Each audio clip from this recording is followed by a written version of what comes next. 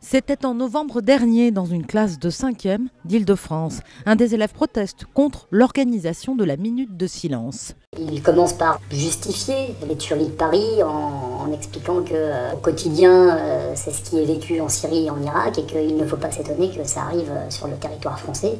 Il associe à ça un soupçon de théorie du complot et puis il rebondit là-dessus pour conclure que les préceptes de sa religion sont au-dessus de toute loi et pour un enfant de 5e, c'est quand même assez étonnant. Il faudra un conseil de discipline pour que l'élève revienne sur ses propos. Depuis, il est sous surveillance. On se rend compte derrière qu'il y a quand même des choses qui ne peuvent pas venir de lui.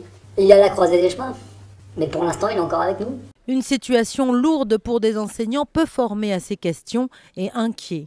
Depuis septembre, pas moins de 617 cas de possible radicalisation ont été signalés au rectorat et parfois retransmis aux préfectures, un chiffre en augmentation. Il y a eu une prise de conscience dans l'éducation nationale pour essayer d'identifier des dérives et surtout de les prévenir en amont. Mais attention aux excès de signalement, prévient cette enseignante, il faut garder la confiance des élèves. Ça m'inquiète bien davantage quand un adolescent se tait que quand un adolescent dit tout à coup quelque chose qui n'est pas dans le cadre. Et après, qu'est-ce qu'on veut?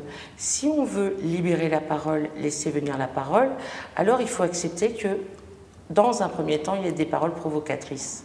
Un jeu d'équilibriste qui implique de renforcer le nombre de formations offertes aux enseignants.